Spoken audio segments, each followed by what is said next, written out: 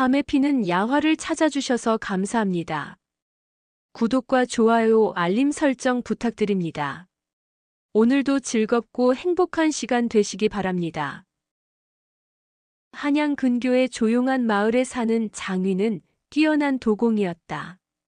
그의 도자기는 그야말로 예술에 가까웠고 그의 손끝에서 나오는 작품들은 사람들이 감탄할 만큼 아름다웠다. 그러나 장위의 삶은 고요하고 외로웠다. 그에게는 도자기를 만드는 것 외에는 그다지 즐길 것이 없었다. 그러던 어느 날 마을 잔치에서 양반댁 교수인 송지은이 장위의 눈에 들어왔다.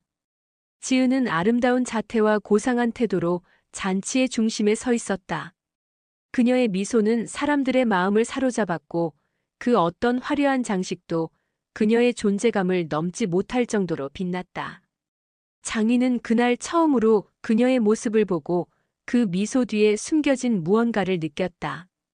뭔가 고독하고 억눌린 감정이 그녀의 마음속에 있다는 것을 알았다. 그날 밤 장인은 잔치가 끝난 후 도자기 작업에 몰두하며 그녀의 얼굴을 떠올렸다. 마치 지은의 모습이 흙 속에서 나오는 형태처럼 그의 마음속에 서서히 그려졌다. 며칠 후 장인은 마을에서 다시 지은을 보게 되었다. 이번에는 그녀가 혼자 길을 걷고 있었다. 길을 걷는 모습조차도 고고하고 아름다웠고 장인은 자연스럽게 그녀에게 다가갔다. 양반집 교수께서 어찌 홀로 이 길을 걸으시나요?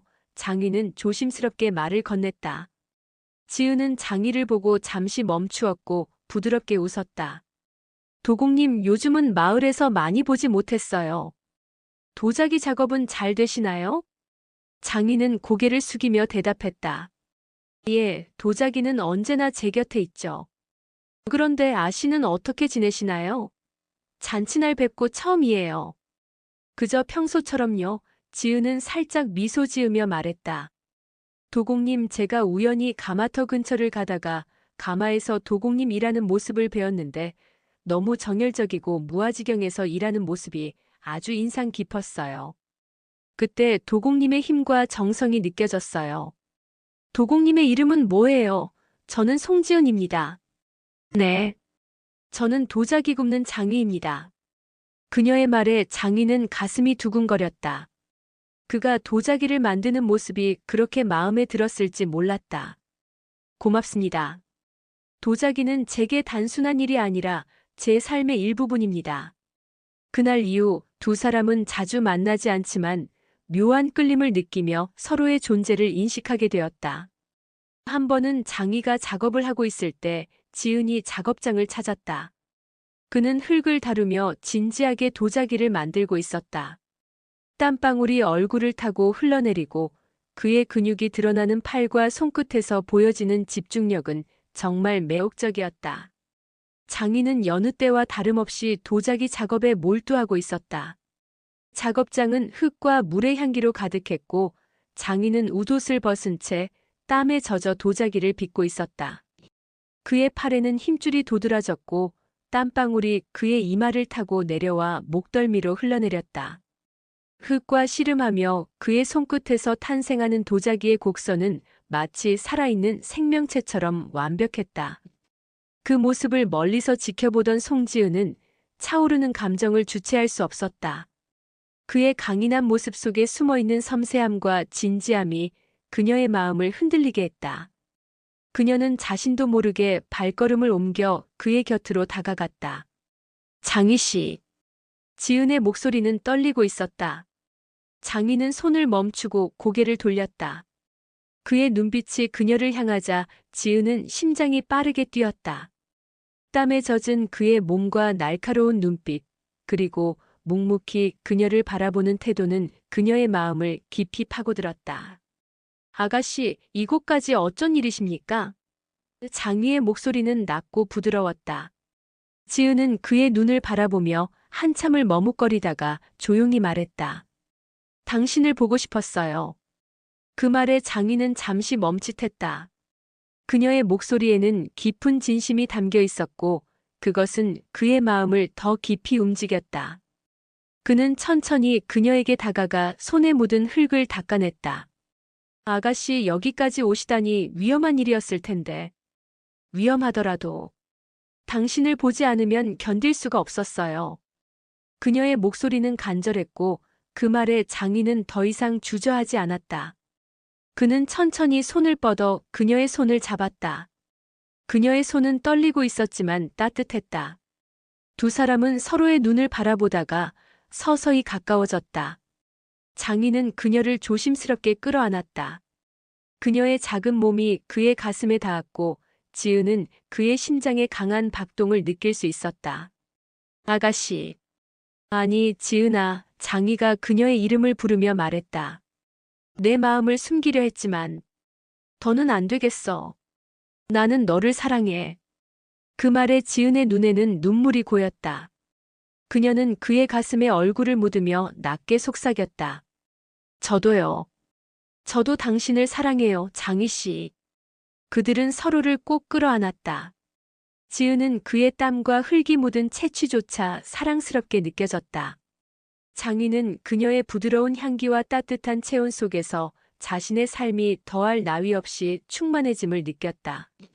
그날 밤 두 사람은 작업장의 불빛 아래에서 서로의 마음을 확인했다. 장희는 그녀의 얼굴을 손으로 감싸며 말했다. 이 순간을 영원히 기억하겠어. 너를 위해 내가 가진 모든 것을 바칠게. 지은은 그를 바라보며 말했다. 당신과 함께라면 어떤 것도 두렵지 않아요. 두 사람은 서로를 바라보다 입맞춤을 나누었다.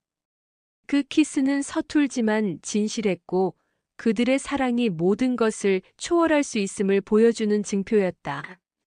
그 밤 그들의 사랑은 마치 도자기를 빚는 과정처럼 천천히 그러나 강렬하게 운우지정을 나누면서 완성되어 갔다. 둘의 관계는 이제 단순한 설렘이 아니라 삶의 모든 것을 바칠 수 있는 진정한 사랑으로 깊어지고 있었다. 마을 근처 대나무 숲은 두 사람이 은밀히 만나는 장소였다.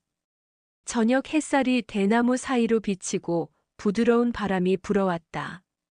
지은은 그곳에서 장희를 기다리고 있었다. 그가 다가오자 그녀는 미소를 지으며 말했다. 이곳은 정말 평화롭네요. 당신과 함께 있으면 더더욱 그래요. 장희는 그녀의 손을 잡고 대숲 깊숙이 들어갔다. 사람들의 눈에 띌 일이 없자 그는 그녀를 살며시 끌어안았다. 지은은 그의 품에 안겨 그의 체온을 느끼며 말했다. 장희 씨, 당신이 있어 제 세상이 더 넓어지는 것 같아요. 그는 그녀의 얼굴을 손으로 감싸며 말했다.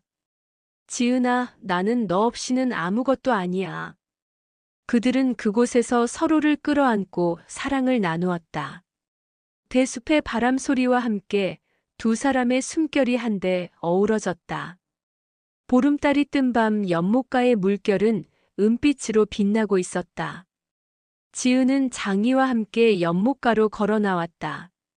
그녀는 손에 작은 등불을 들고 있었다. 이곳은 정말 아름답군요. 지은이 말했다. 하지만 당신과 함께 있으니 더 특별해요. 장희는 그녀의 말을 듣고 가만히 그녀를 바라보다가 말했다. 지은아, 너는 내 인생에 있어 가장 아름다운 존재야. 그는 그녀의 손을 잡고 연못가에 앉았다. 두 사람은 고요한 물소리를 들으며 서로의 눈을 바라보았다. 장희는 그녀의 얼굴에 손을 얹고 말했다. 내 마음이 내게 닿기를 바랐는데 이렇게 함께 있어줘서 고마워. 그녀는 대답 대신 그의 목을 감싸며 조용히 입맞춤을 나누었다. 그 키스는 깊고도 간절했다. 두 사람은 달빛 아래에서 서로를 끌어안고 사랑을 나누며 누구도 알 수 없는 은밀한 시간을 보냈다. 그들의 사랑은 시간이 지날수록 깊어졌지만 두 사람의 관계는 이 사람 저 사람의 말들을 통해 알려지게 되었다. 두 사람의 관계를 알게 된 지은의 부모는 강하게 반대했다. 어찌 내가 그런 천한 자와 만남을 이어갈 수 있느냐? 송지은의 아버지는 단호하게 말했다. 양반가의 규수가 그런 사람과 연애하는 것은 있을 수 없는 일이야. 그러나 지은은 단호했다. 아버님, 저는 그를 떠날 수 없어요. 그는 제가 사랑하는 유일한 사람입니다. 장희의 부모 역시 그들의 사랑을 알게 되었을 때 강하게 반대했다. 너는 왜 그 여인을 고집하느냐? 그녀는 너와 맞지 않는 존재다. 장희 역시 부모의 반대에 맞서며 말했다. 저는 그녀를 위해 제 모든 것을 바칠 준비가 되어 있습니다. 하지만 두 사람은 서로를 떠날 수 없었다. 그들은 계속 몰래 만나며 사랑을 키워갔다. 어느 날 장희는 지은에게 말했다. 아가씨, 제가 도자기를 만드는 이유는 단순히 생계를 유지하기 위해서가 아닙니다. 그것은 제 마음과 혼을 담은 일이기 때문이에요. 그와 같은 마음으로 당신과 함께 하고 싶습니다. 장희 씨, 지은은 떨리는 목소리로 대답했다. 저도 당신을 떠날 수 없어요. 그들은 반대와 고난 속에서도 서로를 포기하지 않았다. 도자기 가마에서, 대숲에서, 연못가에서, 그리고 때로는 몰래 마주치는 순간마다 그들의 사랑은 더욱 깊어졌고 세상에 맞서 싸울 힘을 얻었다. 비 내리는 밤 송지은은 대문 앞에서 잠시 멈춰 섰다. 집안 깊숙이 숨어드는 어둠 속에서도 그녀의 심장은 요란하게 뛰었다. 이 대문을 넘어서는 순간 그녀는 양반가의 규수로서 누려왔던 모든 것을 잃게 될 것이었다. 그러나 장희와의 사랑을 포기할 수는 없었다. 그녀는 가볍게 걸음을 옮겼다.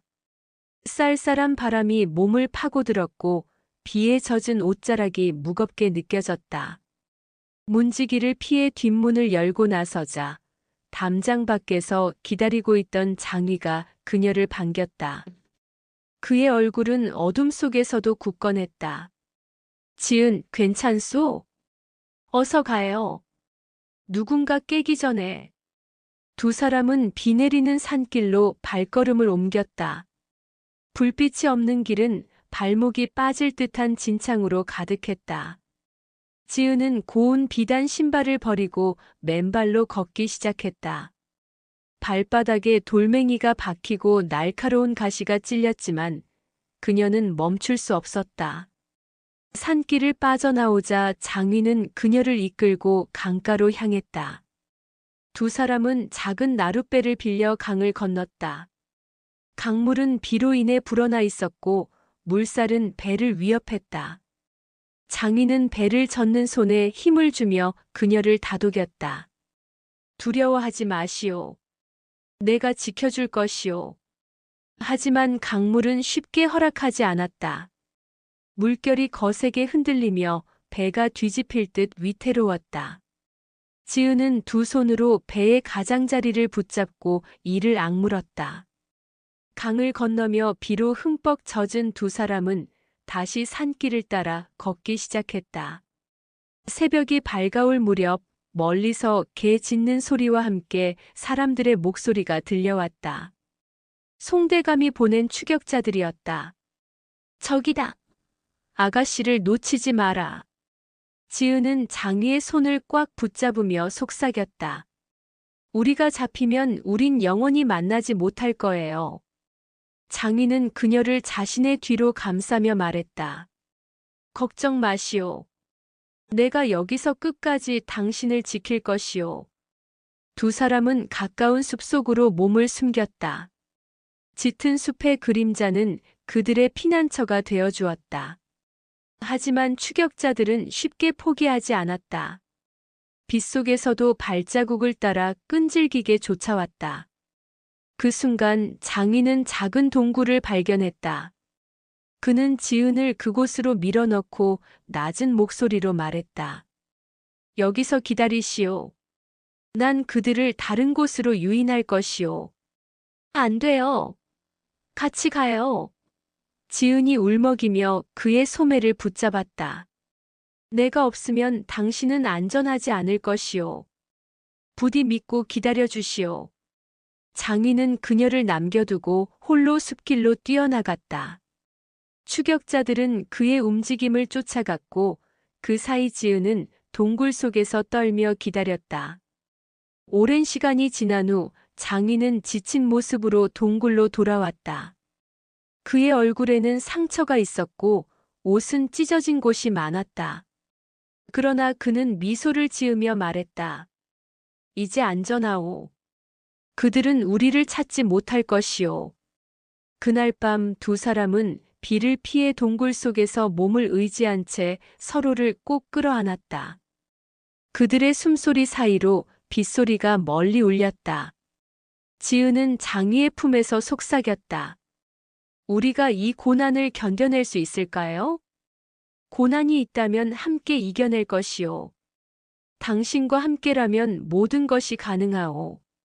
그들은 그렇게 목숨을 건 도주의 첫날 밤을 버텼다. 그들의 사랑은 더 이상 누구도 허락하지 않는 금기였지만 불 속에서도 단단해지는 도자기처럼 그들의 마음은 점점 더 강해지고 있었다. 장희와 송지은은 끝없는 산길을 걸은 끝에 외딴 마을에 도착했다. 마을은 작고 낡았지만 두 사람에게는 안전한 피난처처럼 보였다. 장희는 도공으로서의 솜씨를 살려 작은 도자기 공방을 열기로 결심했다. 그러나 시작은 쉽지 않았다. 장희가 도자기를 빚는 손길은 정교했지만 이곳의 사람들은 외지인을 경계했다. 시장에 내다 판 그릇들은 고작 몇 냥에 팔려나갔다. 하루하루 손에 쥐는 돈은 쌀 한 돼 사기에도 부족했다. 지은은 양반가의 안락한 생활을 뒤로한 채 처음으로 손에 바구니를 들고 장터를 누볐다. 그녀는 남루한 옷을 입고 나무를 팔며 생계를 도왔다.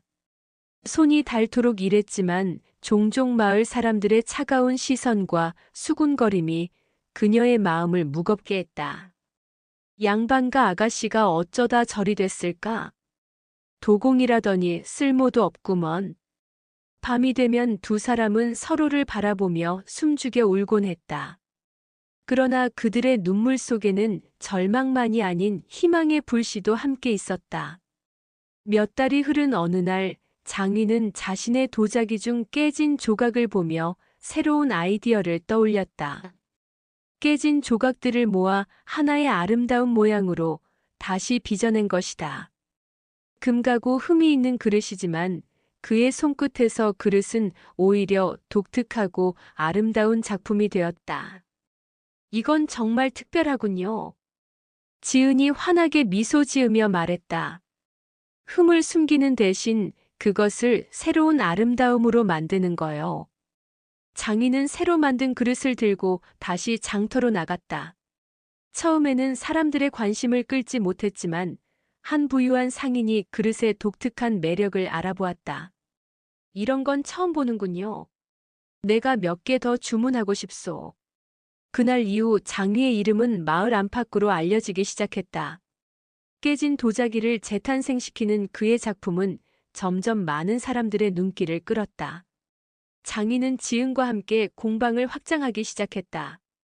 그녀는 장터에서 일하던 경험을 살려 도자기 판매와 거래를 맡았다. 그녀의 예리한 감각과 세련된 말솜씨는 마을 장사꾼들과도 달랐다. 부인이 정말 대단하군요. 귀하신 분처럼 보여도 실속이 있어. 지은은 자신이 배우지 못한 현실적인 삶을 하나하나 익혀갔다. 그녀는 직접 흙을 나르고 도자기를 굽는 데에도 손을 보탰다. 손끝에 남은 흙과 물집은 이제 그녀의 자부심이었다. 몇 년이 흐르자 두 사람의 공방은 마을에서 가장 성공적인 사업으로 성장했다. 장희의 독특한 도자기는 지방 관청에도 알려졌고 그의 이름은 고을에서 명성이 자자해졌다. 어느 날 관아의 관리가 찾아와 말했다. 장희 공방의 그릇은 왕실의 잔치상에도 올릴 만합니다. 조정에 올릴 도자기를 제작해 주실 수 있겠소? 장희는 기회를 붙잡았고 그는 왕실에서도 인정받는 도공이 되었다. 공방은 이제 마을 최고의 명소가 되었고 그를 비웃던 사람들조차 그의 손재주에 감탄하며 고개를 숙였다. 하지만 두 사람은 성공에도 안주하지 않았다. 그들이 세운 공방에는 항상 가난한 이웃들이 함께했다. 장인은 마을의 젊은이들에게 도자기를 빚는 기술을 가르쳤고, 지은은 여성들에게 시장에서 물건을 파는 법을 알려주었다. 우리가 얻은 건 우리 둘만의 것이 아니오. 우리를 도왔던 사람들에게도 나누어야 하오. 그들의 공방은 단순한 도자기 공방이 아니라 마을의 희망과 기회의 상징이 되었다.